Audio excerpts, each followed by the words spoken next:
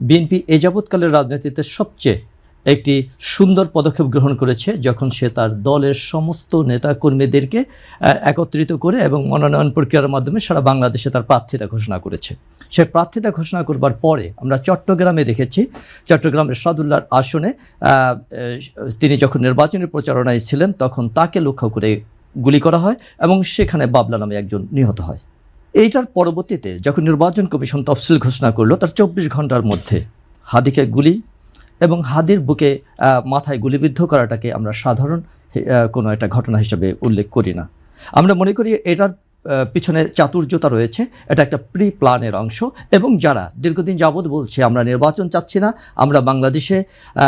নির্বাচন হতে দেব না এবং নির্বাচন এই মুহূর্তে হতে পারে না এবং ডক্টর ইউনূস যতদিন থাকতে চাবেন ততদিন পর্যন্ত নির্বাচন হবে না, এই প্রক্রিয়াগুলোর একটি অংশ হচ্ছে হাদিকে আক্রমণ করা এবং হাদির মাথায় গুলিবিদ্ধ হওয়া। সুতরাং এই এবং তাৎক্ষণিকভাবে যখন হাদি গুলিবিদ্ধ হয় আমরা তখন দেখেছি যে ঢাকা বিশ্ববিদ্যালয়ের ভিপি প্রায় 30 থেকে 35 সেকেন্ডের ভিতরে একটি স্ট্যাটাস প্রদান করেছেন, যেটা অভাবনীয়। এবং অন্যদিকে যাকে প্রতিপক্ষ করা হয়েছে বিএনপির স্থায়ী কমিটির সদস্য মির্জা আব্বাস সাহেবকে, তিনি একজন প্রতিযোগীকে এবং তার আসনে অংশগ্রহণকারী একজন তরুণকে, যিনি তার সন্তান সমতুল্য মনে করেন, তার আহত হওয়ার ঘটনায় ব্যথিত চিত্তে এবং সচরাচর একজন রাজনীতিবিদ হিসাবে এলাকার একজন সহকর্মী বা একজন স্থানীয় একজন ব্যক্তি আহত হলে যা করেন, তিনি সেই প্রেক্ষাপটে ঢাকা মেডিকেল কলেজে গিয়েছিলেন এবং ঢাকা মেডিকেল কলেজে যাওয়ার পরে মির্জা আব্বাস একদম স্বাভাবিক প্রক্রিয়ায় নয়, অস্বাভাবিক প্রক্রিয়ায় একটি মব সংস্কৃতির শিকার হয়েছেন। জনাব আব্বাস অত্যন্ত